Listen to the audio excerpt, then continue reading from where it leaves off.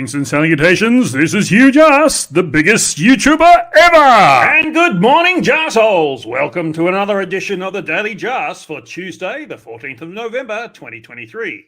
Are we all ready for another Hugh Jarsz eruption? A special shout out to those who clicked subscribe yesterday. Welcome to the world of Jarsz. I hope you enjoyed the show. And today we look at a young Earth creationist known only as Kyle. It's like Sure. You've probably seen him on Creaky Blinder and Sir Sick, and now it's time that Kyle gets the start of the Hugh Jarsz treatment.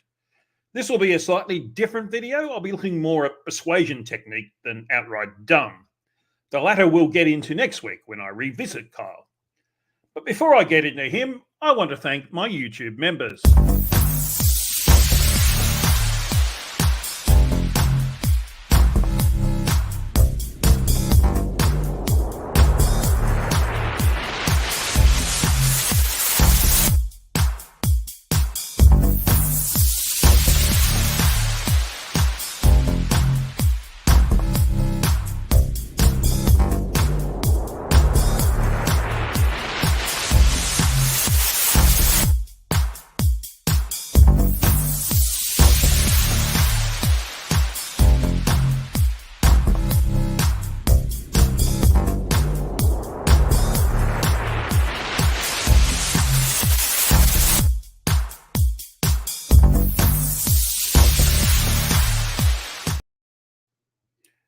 Thank you once again for all that you do for me, and thanks for being part of the Hugh Jarsz movement, which is being discussed in the chat apparently.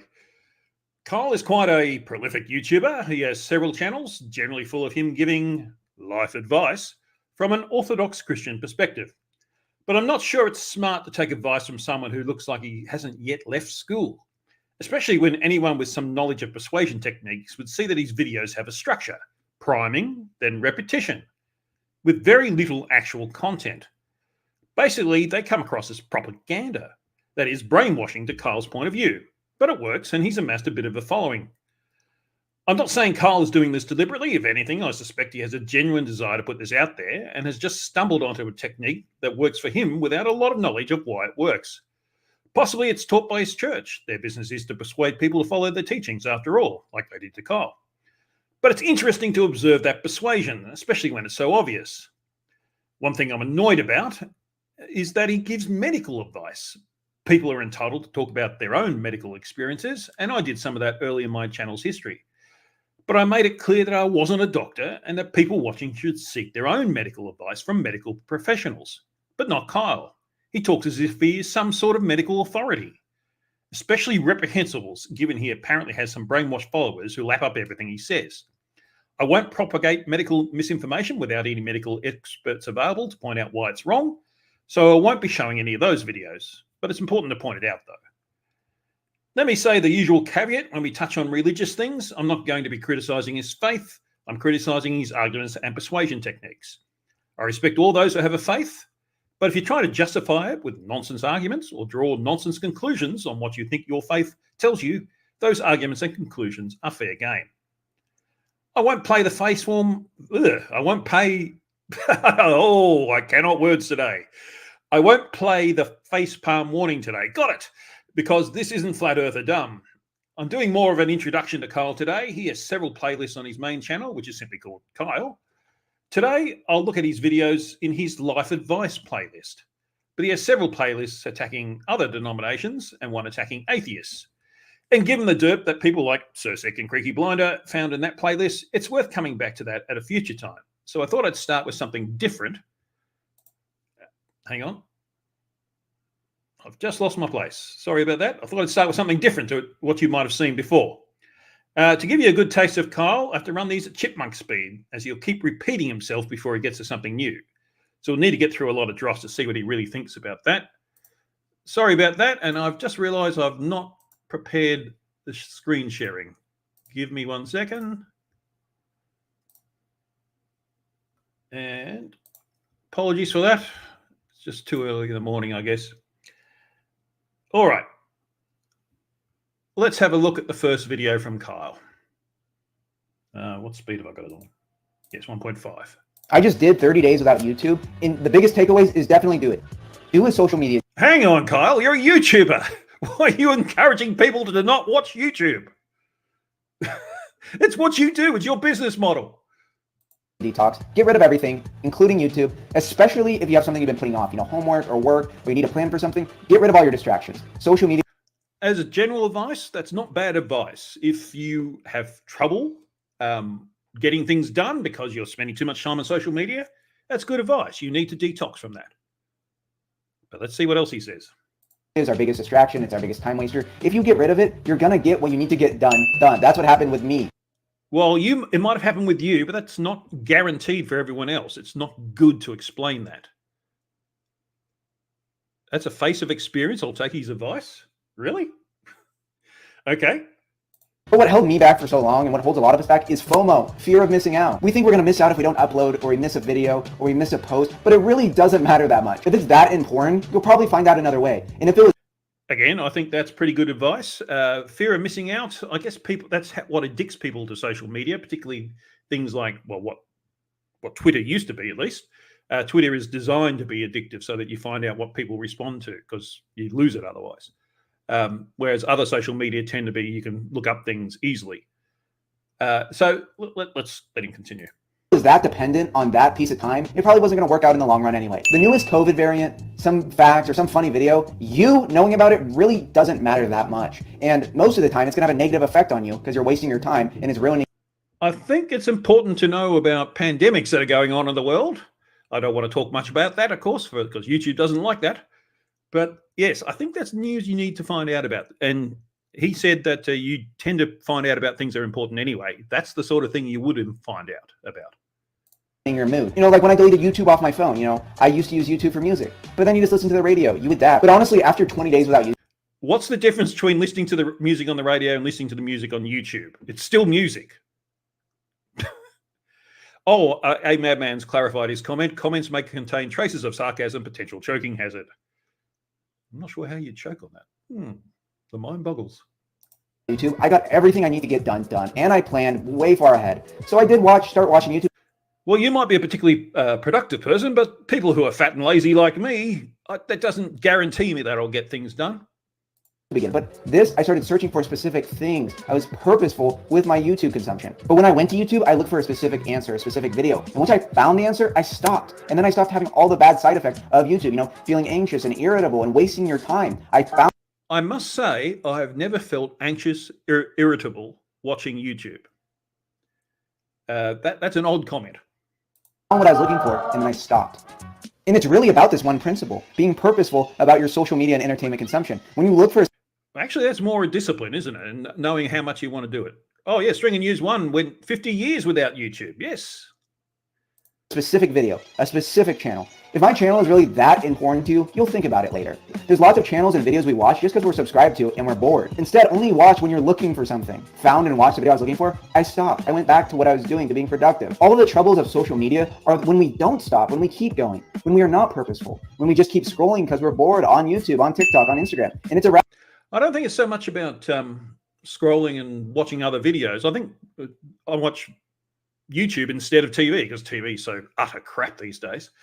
But I think the main time wasting is when you're actually interacting with other people, placing comments and arguing with them, that kind of thing. That is time wasting. That's not the same as watching another video, because usually videos are like TV. That you watch the things that you're interested in, and that's what YouTube's very good for, because it can feed you the things that you've actually selected, saying, yes, I want to see this, whereas TV can't. Rabbit hole. I'm still subscribed to a lot of channels. I just barely look at my subscriptions. If a channel is really that important to me, I'll think of it later and then I'll look it up later if it's that important. And this is true with everything. Don't just shop as an activity. Don't go on Amazon as an activity. That's how you're going to end up buying something you don't need. If you need a hoodie. That is good advice. A lot of people spend a lot of money on online shopping when they're not really buying anything useful. Go to the store and buy the hoodie and then leave. If you're looking for a specific YouTube video, watch it and then stop. The longer you're at the store, the more likely you are to buy something. The longer you're on social media, the more likely you are to see something you didn't need to see. That is just wasting your time and ultimately your life. What being purposeful means. Notice that he's doing a lot of priming and he's doing a lot of repetition. These are the persuasion techniques. You do the priming by putting ideas in people's heads. Level Earth Observer does this all the time. He's sort of saying, oh, this is all tosh. This is a pantomime before he's even shown anything. and then he'll repeat it over and over and over so it sticks in your head. That's persuasion technique. In the simplest terms, is just looking for stuff you need. And once you have what you need, you stop. You watch the YouTube video that you need to watch, then you stop. He's still going. When you're at the grocery store, you buy what you need and you don't buy anything else. When you're at the store, you get what you need and you leave. Because ultimately, minimalism is just a tool, going on a detox so you can focus on more important stuff, and then you can come back and be more purposeful about your time. You all have something. So he's clearly made his point by now, but he still keeps repeating it to make it stick in your head. If you're not paying too much attention, or you're someone who doesn't have a lot of experience of life or don't have a lot of knowledge, and that people are always doing this to you, if you're at the store, but there's all sorts of things going on to try and get you to buy more things. And if you're not aware of those techniques going on around you, then you're going to fall for them.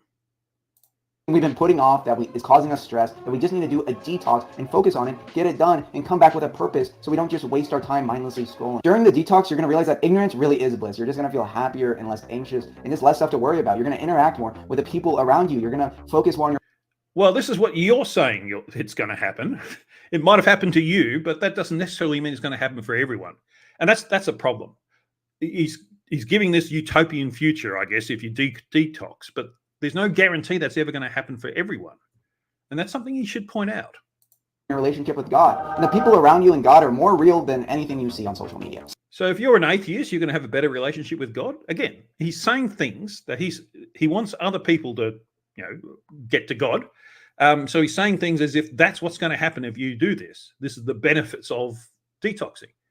But for people who don't have faith, that's not going to work that way, is it? It's not a guarantee. It's basically a lie. If he says that he likes that you will get a closer relationship with God, but you don't believe in God, that's not going to happen. Now I'm repeating myself. I'm doing the same thing. Oh my God. Stuff really isn't good or bad. It's up to us, about us being disciplined, us being minimal, us moderating ourselves and being purposeful with our time, with our stuff. Stuff isn't inherently evil. Again, in general, good advice. It depends on the context, though. I think in the context of someone who's trying to convince you to go to church, ultimately, hey, Jay Walker, how are you? Then, in fact, I should correct. Oh, I can't do it because the bloody heart's in the way. I'll make you a moderator soon because you're one of my members. Big welcome to all my members. I did the member role earlier, so let's finish off this video with Kyle and we'll move on to overall. Do a social media detox. No TikTok, no YouTube. You're gonna come out with a clear head. You're gonna get all that stuff done, and you're gonna realize you really weren't missing out on anything. More repetition. That group chat you think you're gonna miss out on, you're not gonna miss out on it. It really doesn't matter. Really, like we're all stuck on this, the rat race, the hamster wheel, and we think we can never step off of it. But really, the best thing you can do is just step off and realize it's not that serious. It really doesn't matter that much. I can. So yeah, again, repetition, but he's also getting people to who feel that they're in that situation where they can't get off. He's giving them the motivation to do that. But the hope is that they'll be grateful for that, and then they'll listen to more other things that he'll say. Step off the hamster wheel. I can step out of the rat race. I can take a detox. I can focus on myself. It really doesn't matter. I'm not missing out on anything. And that was the biggest takeaway. What's with the deep singing in the background? That sort of gives it a real ominous feeling, doesn't it? That I experienced from 30 days without YouTube. Thanks for watching. I hope you liked the video. I hope you'll try. Yeah, so, and the reason I made a point of the music is, no, it's not Professor Kyle. The reason I made a point of the music is that's part of the persuasion technique. It sets a mood where you're more receptive to what he's saying. Let's look at the next video. This one is called How to Overcome Lust. Now, I seriously hope this isn't copyright music. No!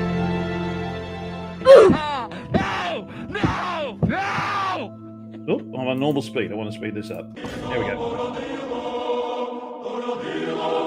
The biggest problem for men in America and in the world is overcoming lust, pornography addiction. Stop fiddling your pickle. I've been doing NoFap for 2 years, and I'm telling you, it's literally a superpower. I'm a totally NoFap for 2 years. I think that actually explains more about him than anything else. different person. It's a day and night difference.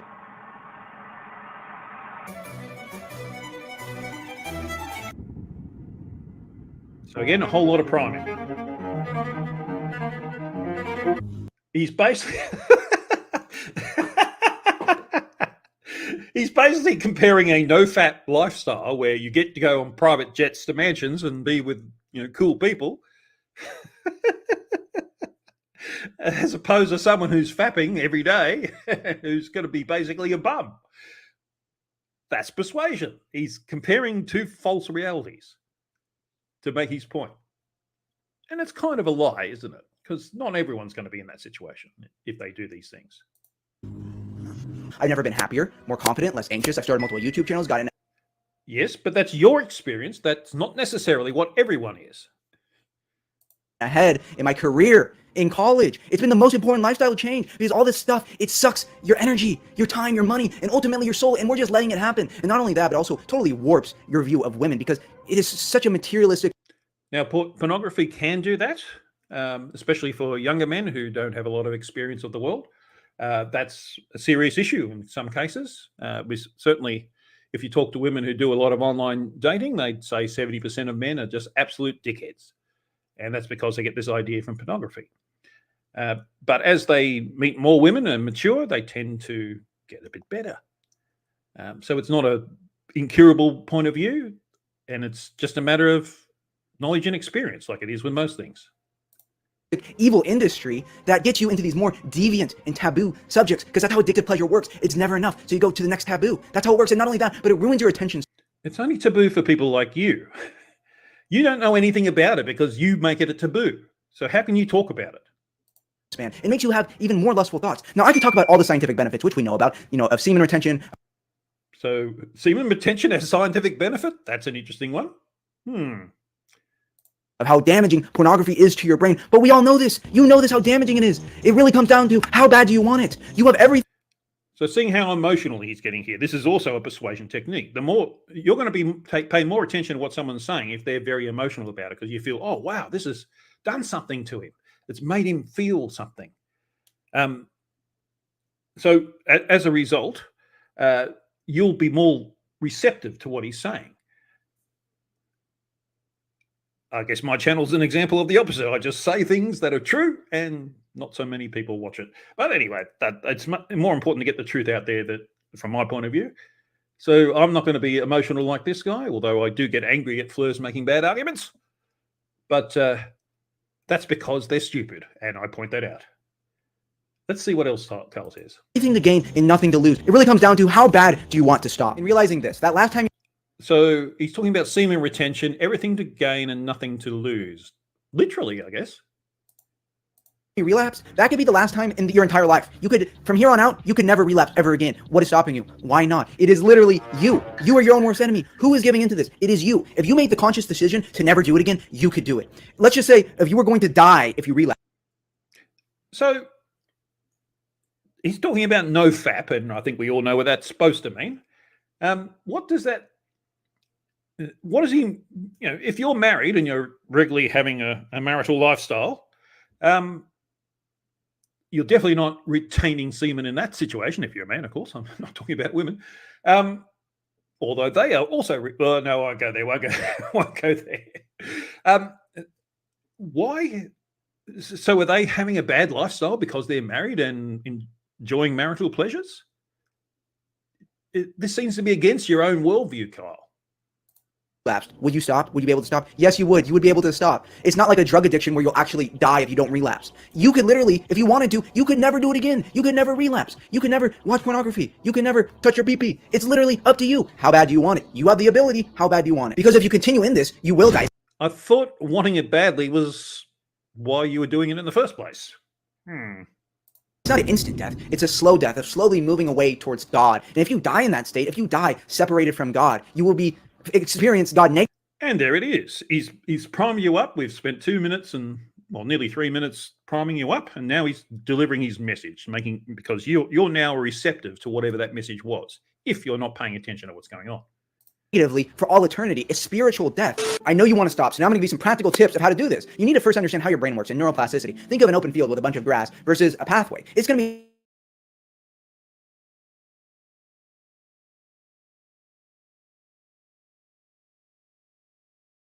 the easier it becomes. The less you do something, the harder it becomes because the grass grows back on the path. It's the same with bad habits. My God, these analogies are terrible, aren't they? He's just spewing them out, and it's not really describing what he's talking about. habits. When you relapse, every time you relapse, it becomes even easier to relapse. But every time you say no to that path, you say, no, I'm not going to give in this time. The grass starts to grow back and it becomes easier. So think of it. Every time you say no. If you've got grass growing back on your PP, as he said, you should be seeing a doctor about that, or at least have a wash. No, it gets easier. And once you realize that, just keep saying no, no. And realizing every time you say no, right, your first no is the hardest, because as you keep saying no, the grass goes back on the pathway and it becomes easier to say no to that pathway. And you got to replace it with a good habit. And now it's going to be hard at first because there's a bunch of grass. Now that's good advice. If you're doing, yes, these jokes write themselves. If you're doing something that, it's not a good path for you, that you decide that. I mean, I'm not saying that, not all paths are good, not all paths are bad. But if you on a path that you say, okay, I'm not going to do this path anymore, you need to replace it with something else. Just willpower doesn't really exist. You've got to divert your energies to something else. That's the way our minds work. So that's reasonably good advice. The pathway isn't made. There's a bunch of resistance. But the more you walk on the path, then the grass stops growing and it's easier to keep doing it. So when you're starting a new habit, the hardest part is the beginning and it only gets easier. And when you're stopping a bad habit, the hardest part is right now, because it only gets easier every time you say no. And I think he's saying this because everyone really knows this already. So people say, oh, yeah, I know that. So obviously we're in accordance with each other. So whatever else he says, the people watching this are more receptive to it. Think of the grass. Next, you need to act like a detective and see what are the things that happened before I relapsed. For me, I was bored. So I'm sitting, I'm on my phone, you go on Instagram, you go on TikTok, and then there's a lot of, promiscuous stuff on that. And then, you're bored. So you lay in bed and then what do you know? You just relapsed. Instagram and TikTok have promiscuous stuff. Gee, I'm looking at the wrong sites. Not that I look at TikTok, but Instagram, that tends to be mainly cat and dog photos, isn't it? Okay, so, rewind. What caused it? You were bored. Okay, don't be bored. Oh, speaking of cat and dog photos on Instagram, a side note, if you're in the corgi world, you'll be aware of Olivia, Hammy and Olivia. And Olivia, the corgi, apparently passed away recently. I put a post on it on my X platform thread.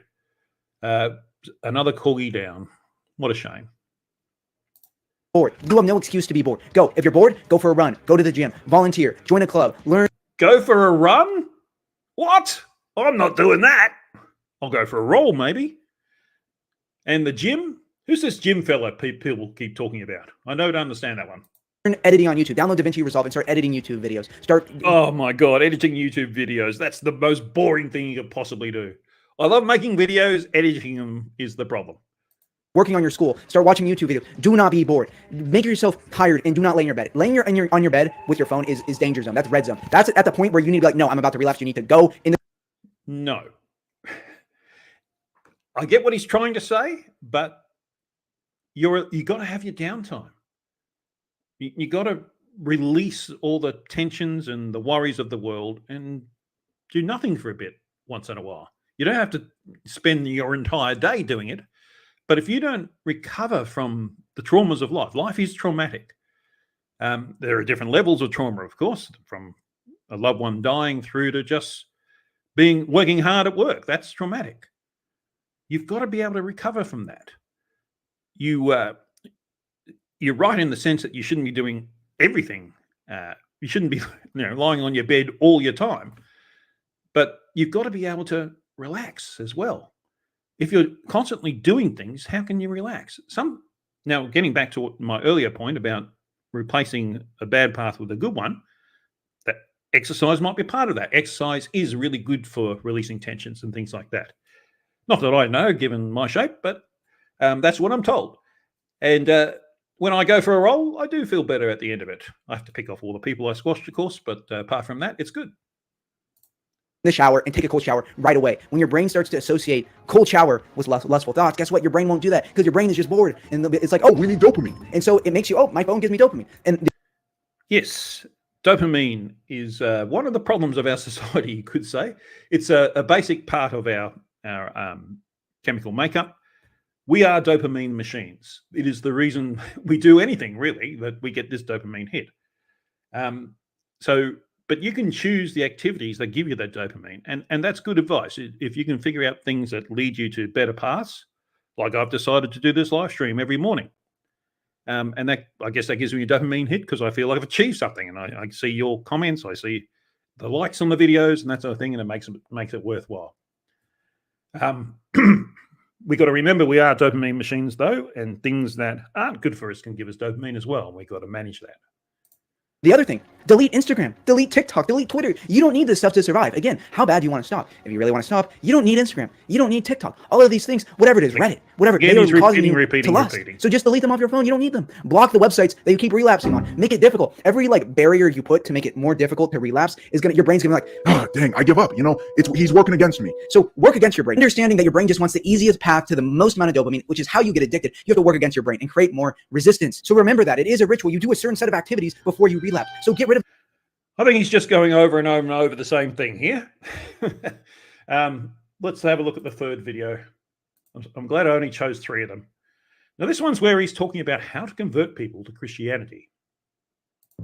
I think this is a really important video to make because I fell into this, and I think everyone falls into this, and people have been asking me questions about this. Like, how do I share my faith with my parents, my friends? They aren't listening to my logical arguments.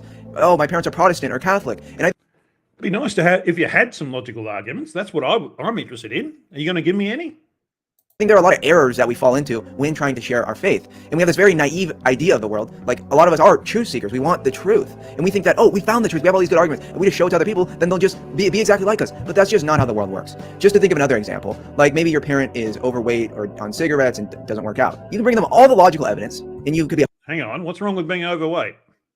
100% right. You can be objectively right. It doesn't mean they're magically going to quit cigarettes and start working out. It's the same with sharing our faith. It's not really a logical problem. And yeah, so well, he's talking about the context of faith, but when you're persuading anyone, emotion is the best way. In fact, fear is even the best way. Fear is probably the most persuasive emotion that there is. And he was talking about fear of missing out in the earlier video, and that's a good example of that. If you give people, like when you're at work and you're doing something and your boss isn't happy with what you're doing, you'll work harder because you're scared that your boss is going to sack you. That's always a very good persuasion technique. Yeah, that's all I need to say on that. If you keep harping on the logical problem, it's just going to lead to argument, and it's... Yeah, this is why presenting evidence to flirts doesn't work. They're not flirts because of rational, logical reasons. They're certainly not interested in evidence, and they don't have any evidence for their point of view. They have been persuaded by idiots using emotion to saying it's all a conspiracy. And they say, yeah, it is a conspiracy. I hate the government. I'm going to get into that. And that's why they're flirts. But that's a classic example of being used in a bad way. You need to be able to persuade them into looking at things logically. That's the only way you can actually get closer to the truth. And as he's saying, we're all truth seekers. Flirts are trying to be truth seekers, but they don't understand truth when they see it. They don't understand how to determine what truth is. And that's why they reject science, because they don't understand that objective evidence is the only way you can determine anything resembling truth. Otherwise, you're just looking at emotion. It's going to just make them resent Christianity. So that's the first thing we can't fall into, is constantly arguing with our parents and friends. People are going to get annoyed if all you talk about is your religion and philosophy, which is good. It's good to talk about those, and you need friends where you can talk about that. But for the average person, they have no idea what you're talking about, and they're just going to feel like they're attacked. And when people feel like they're attacked and they have to debate, they shut their brain off. They're not going to listen to you. So when you're talking to the average person... Again, the correlation with flirts here is very good. You present evidence that disproves flat Earth, and flirts will just double down. We see it all the time because they feel attacked. And we keep saying, it doesn't matter what you feel about it. It's what's actually objectively true. But they're not interested in that. They want to feel that there's a big conspiracy. They want to feel that the shape of the Earth is being hidden for nonsensical reasons. To them, the feeling is what's important. How do you get someone out of that? You've got to show them that feeling that is harmful to them is probably the only way of doing it. Don't try and I'm going to debate you, mom, dad. No, it's just going to make them become resentful unless they are. Yeah. Debates never prove anything other than who's better at debating. That's the only thing debates ever prove. And so when people go in comments and say, debate me, bro, or you need to debate Eric Debay. It wouldn't achieve anything. Are generally seeking the truth, but that requires an open mind, and most people aren't open-minded. I mean, I hate this analogy. Yeah, people talk about open minds, but most people don't know what open mind actually means. Because if you're rejecting objective evidence, you clearly don't have an open mind. But it's like, let's say you're a salesman for your worldview. Maybe you have the best worldview, but if most people have, let's say they have a bad worldview or they have a decent worldview, they're not in the market of getting a new worldview. So it's going to be really hard to sell them a new worldview unless they're looking to buy. And this is the thing, that the Flurfs have this worldview that the government's, it's all a conspiracy, the government's against everyone. That's their worldview. The fact that you can destroy that with objective evidence is irrelevant to them because it gives them a good feeling. Same with religion. Religion gives you a feeling that you're in touch with the creator of the universe. You can see why that's important to them. Yeah, string and use one. Open mind, insert garbage. That's what Flurfs do. I dare say some religious people do that too. Certainly young earth creationists do. And I might have been wrong about Carl. He might not be a young earth creationist. I'm not quite sure yet. I just assumed he was. I might be wrong. I'll correct that if I find some evidence to the contrary, but I haven't found it yet. That's why it's easiest to, sell your worldview to people who are looking for a worldview, people who are looking for the truth. Those are going to be the people that you can use the most logical arguments. Yeah, looking for the truth and looking for a worldview aren't the same thing. If you're actually looking for the truth, you need to look at things objectively. And people looking for a worldview tend not to be. Anyway. But the people who are just, I'm happy with my bad worldview, with my decent worldview, well, it's going to be hard to sell them something that they think they don't need. So that's what you have to realize is it's a tough pitch to make. And so really you need to focus on winning.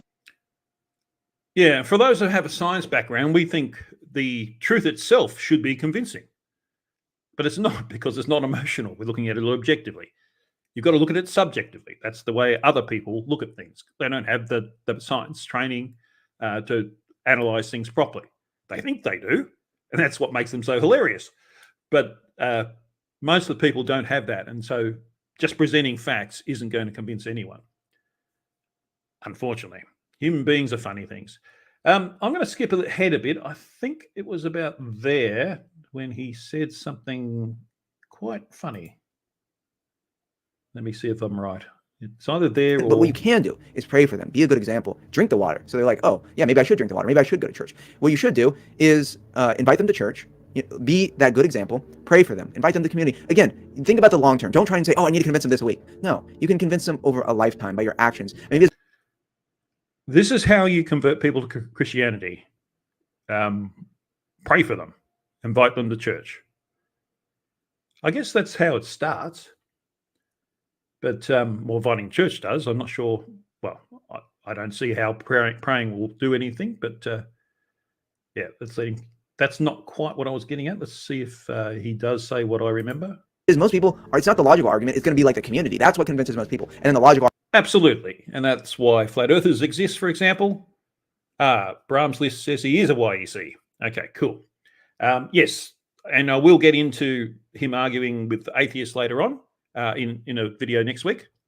So don't worry about that. We'll get to that. I just wanted to give a appreciation of who Kyle is and how he approaches things. I think the bit I wanted to show was around 7 minutes. Let's see what he says. We're running out of time, so I'm just trying to skip it. I sometimes come across as arrogant and condescending. Yes. And like seeing that and seeing other people be arrogant and condescending, I'm saying, I don't want to be like that. That's not a good thing. Well, we've been watching your videos, Kyle. I mean, look at your front page of your channel. Worst YouTube channel. He's referring to the Creaky Blinder as the worst YouTube channel. How is that not arrogant and condescending? And why are you presenting yourself as a demon? Gee, Bob won't like that, will he? Just the irony of him saying that and then having a video like that, it just smacks me in the head. Let's see what else he says. Even if you're right, but you're arrogant and condescending, it's going to turn a lot of people off. Again, this all goes back is you need to win over people's moods, then their mind. You need to get someone in a good mood. That's how you... So why did you make that video? That's arrogant and condescending to Creaky Blinder. I mean, even if you're right, no one wants to listen to someone who's arrogant and condescending. So that's one thing I'm working on. And Absolutely. I think, yes, I think you need to watch your own videos occasionally, Kyle. I'll leave. So I wasn't going to go into his responses between Creaky Blinder and others because that's for them to respond to. It's not for me to respond to. But yes, if you're going to be arrogant and condescending to them, we need to remember this. I might send this video to Creaky so when he does his response to point this out. I might leave Kyle's videos there.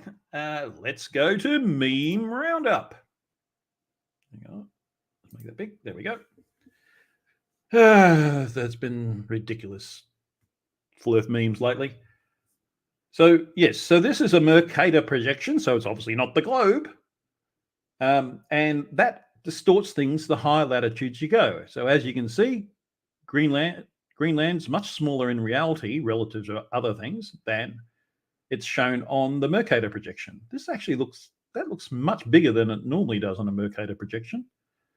The Southern Hemisphere, because it doesn't generally show high latitudes, it's pretty close to it because Hobart's just at 40 degrees south.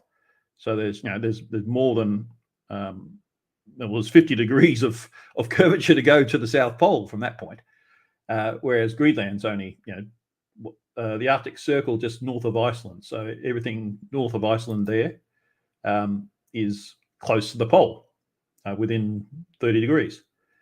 Why would they make maps like this in the first place? Answer: to hide the truth. Well, given that's also a projection of the globe, the truth must be it's a globe. Oh, Siggy's here. And oh my goodness, Siggy. Thank you so much for giving memberships to people. I've got so many members now. You give me all this work I've got to add up. Please give Siggy a thanks for all the memberships that he's gifted to, if you've received one. And thank you, Siggy, for coming along and supporting the channel. Wow, that's amazing. Ah, that's awesome. Thank you very much. And yes, Prof. Bell, it's about time you remember. Is Wally got one yet? Anyway, thank you so much, Siggy. Siggy and I are talking about doing the GOSH, the Great Observation in the Southern Hemisphere. It'll probably be next June when we can get darkness in both South America and Western Australia. I'm hoping Wolfie 6020 will be in Western Australia at that time. Otherwise, we might be able to arrange other people, or I might go myself and do the observation. Oh, and Stringer's given me a super chat. The Huge Jarsz movement is growing. Thank you very much, Stringer News. Wow, 20 gift. That's double my number of memberships, Siggy. Thank you very much. That's amazing. Back to memes. Sunlight, warm. I'm not sure I've shown this one before, but it's worth running again. Sunlight is warm, yellow colored, fastens photosynthesis. I think that's written badly. Contains vitamins. No, it doesn't contain vitamins. It enables. Siggy's given 200 asses. Thank you, Siggy. That we will do. Yes, I hope so. Have you done that twice? It's come up twice, but I'm only seeing it once in the chat. Anyway, thank you very much. I don't know how much an arse is in Aussie dollars, but thank you so much. That's it's actually Argentinian pesos, is it? Something like that. I'm not sure quite sure what the currency is, but I know it's Argentinian, I think. Yes. I mean, what else do you donate to Huge Jarsz but asses? It's great. Anyway, back to this one. Wow, so much going on in the chat. Oh, I don't care about the exchange rate. I appreciate that you're giving me anything, Siggy. I very much appreciate that. In fact, Siggy, you get to... Oh, you are a member as well. Let's add you as a moderator. There you go. Thank you very much. You've got a spanner now. When both are totally different, then how can moon be reflecting sun's light? Ever thought about that? Do it now? Yes, I thought about it. You're wrong. Heliocentrism is a 500-year-old alchemical religion based on the Pythagorean cult of sun worship, which has no scientific value and contradicts all experience. So many things wrong in there. First of all, heliocentrism was Copernicus was the first to postulate it.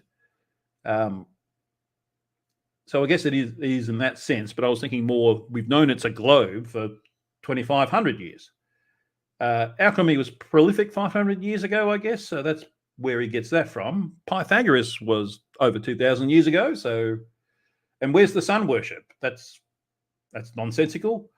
No scientific value, or given navigation is based on it alone, just navigation. Yeah, I think it has some scientific value.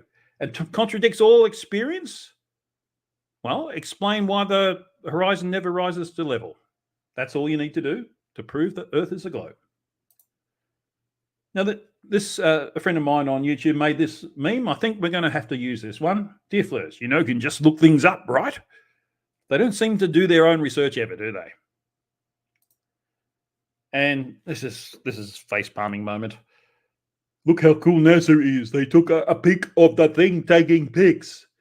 No, you idiot. They did a composite image. So you have some idea of what the Voyager probe, or whatever this is, Galileo maybe, around Jupiter looked like in space. It's not meant to be real. Flirfs don't reel, do they? Wally's just put out a video about Little Earth Observer not recognizing the pantomime that what some Skylab astronauts did for a bit of fun. They have no discernment whatsoever, Flirfs. Nixon called the moon from a landline. Think about it. Yes, I did think about it. He was patched into the radio that went up there. Why does this even, how many times does this need to be debunked? 200 more answers from Siggy. Newton was an alchemist too, and it's not for that we celebrate him. I'm not sure I've ever celebrated Newton, but you're right, that's not what he's remembered for. I'm seeing 3. Have I missed one of your super chats, Siggy? I'm seeing 3 coming up. Not that one. And for some reason, no, I'm not sure what's going on in the chat, but that's all right. Thank you so much for that, Siggy. Let me get back to where the chat is. Okay, yeah. Cool. So I responded to someone who says, no one's ever presented a picture of the curve.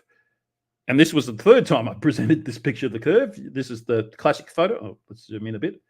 The classic photo where you've got 2 water levels. So that proves that the camera is looking along the level line and the horizon doesn't rise to it.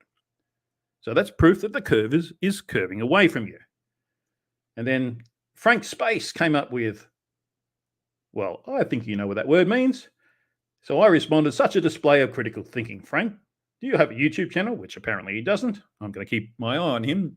Flirfs react badly to people saying they keep their eye on them. I think it's all part of the conspiracy. More Flirf misconceptions. You can't feel Earth rotating at 1,000 miles an hour. Well, most people, it's not 1,000 miles an hour. It depends where you are, and that's the linear speed, not the rotation speed, which is 15 degrees an hour. God's sake, how many times do we have to say that? You can't feel the Earth orbiting at 67,000 miles per hour. I believe it's not that, but first of all, why are you using miles per hour? This is the 21st century. The global measurement system is metric, so it should be in kilometers per hour, so it's nothing like 6666. And why would you feel it orbiting? It's constant speeds, or pretty much a constant speed, so you wouldn't feel it anyway. You can't feel the solar system moving at that. Again, why would you? Because you're moving with it, and you can't feel the Milky Way moving through space at that. Again, why would you? You're moving with it. But you can feel this earthquake, which is a completely different type of motion. You idiots. You idiots. Oh, I had that one. Here we go. Yes, and Marvin Gaye sang this song, The World is Just a Great Big Onion, and Flirfs reacted, it's all a hoax, the onion is flat. The Eratosthenes stick experiment works on both models. It does. The question people need to ask is which model is verifiable, testable, repeatable, and most of all, observable? Correct. That is the model. And if you had 3 sticks, not in a line, but in a triangle, over distance, of course, because that's what the Eratosthenes experiment was, you'll find that it still works, but on a sphere, but not on a flat. So therefore, your own question will not be in favor of flat Earth. Now, I included this picture because flirts think crepuscular rays prove a local sun. But this is a picture from space of clouds near the terminator, and you're getting the sunset and you're getting the shadow. So if you're sort of back here somewhere and the clouds are over the horizon, all you'll get in the sky are the shadows, and that's where crepuscular rays come from.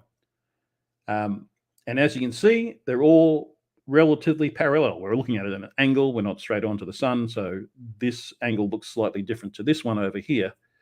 But if you take that into account, you can see that they're all parallel, unlike what flirts say. And just a final one, here's a contrail. If Earth is flat, why does it come over as if it's flying through a spherical atmosphere? That's why I wanted to show that. Oh, Siggy's put another one in. Oh, Siggy, you're a machine. Thank you so much. 666 asses. Hail Sagan. I go hail Santa personally, but hail Sagan, yes. Thank you very much, Siggy. You are awesome. Wow. I'm going to have to do a Siggy video, I think, just to say how wonderful you are. Okay. That's meme roundup for now. Let me stop sharing. Right, so not thanks to Where's Wally today. He didn't give me any of these, but that's all right. He doesn't have to work for me. But thank you in the past, Wally, for all the ones you give me. If you've seen a silly meme, send it to me. I'll show it on the stream if it's fit for general consumption, of course. Contact details are in the description of this video. I'll be coming back to Kyle next week to look at this atheist playlist, which is more of a gold miner derp, as we've seen on Sir Sick and Creaky Blinder. Kyle will demonstrate that he doesn't know what he's talking about, which is my specialty. Pointing that out. That is not, I don't know what I'm talking about in some subjects, of course. But I hope today gave you a taste of who he is and how he goes about things. Let me know who you'd like to look at in the near future by leaving a comment below. I appreciate all suggestions. For tomorrow, I'm looking at Jake the Arsehole. We haven't seen much of him as late, so it's time to check in on him. Do the YouTube things, like the stream. You can like the stream if you want, but like the stream. Click that thumbs up button, please. Subscribe if you're not already. Click the join button and become a member, like so many of you have today. In particular, if you're one of the few who watch my videos who aren't subscribed to the channel, please click the subscribe button below this video on your screen. I'd love to have you as a subscriber. And I think that just about does it. There's nothing left to do but cue the corgi.